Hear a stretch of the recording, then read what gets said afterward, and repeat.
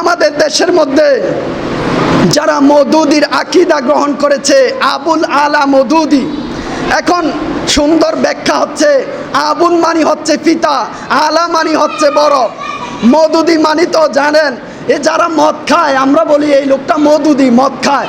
তো আমি এটার ব্যাখ্যা করি, আবুল মানি হচ্ছে পিতা, মওদুদি মানে বড় মদ খাউন না বাবা।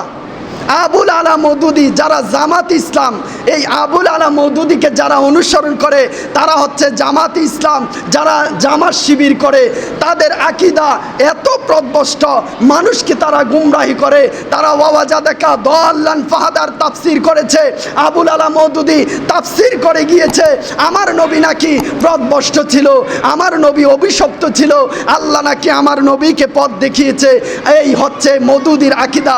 যারা ওদেরকে অনুসরণ করবে তারাও কাফের, তারা মুনাফিক, তারা জাহান্নামী। যারা আমার নবীকে বলবে আমার নবীজি গুমরা ছিল, পথভ্রষ্ট ছিল, আমার নবী গুনাহ করেছে, আল্লাহর রসুল নবুয়ত এখনো প্রকাশ হয় নাই, আল্লাহর রসুলের 40 বছর পূরণ হয়েছে, আল্লাহ নবুয়ত প্রকাশ করেছে, জন্মের আদম নবীর সৃষ্টির আগ থেকে আমার নবীজি ওই সময় থেকে নবী।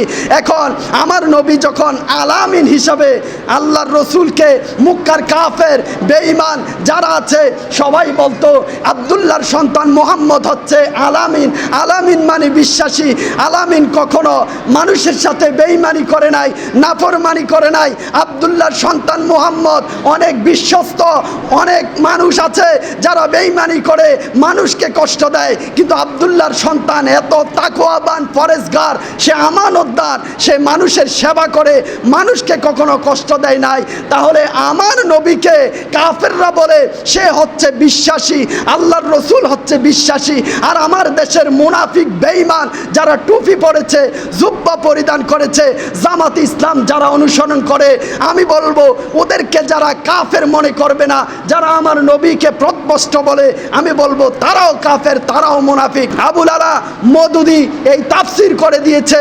যারা এই কথা শুনবে মিডিয়ার মাধ্যমে তাদেরও ঈমান চলে যাবে। আজকে রসুলের পক্ষে কথা বললে তারা বলে আমাদেরকে অসংখ্য কথা বলে, আর এখন কথা বললে অনেক সময় চলে যাবে। এই জন্য আমি বলবো যারা আমার রসুলকে কষ্ট দেয়, আমার নবীকে বলে প্রদভ্রষ্ট, আমি বলবো তারাই হচ্ছে প্রদভ্রষ্ট, অভিশপ্ত। আবুল আলার মওদুদির কবর কোথায় আছে পৃথিবীর কেউ জানে না। তারা হচ্ছে গুস্তাকে রসুল, দুশ্মনের রসুল। যারা আল্লাহর ওলি আছে তাদের নিদর্শন আছে, তাদের জিয়ারত মানুষ করে। এই জন্য আমাদেরকে রসুলের সাথে সম্পর্ক করতে হবে। আরেকটা কথা বলি,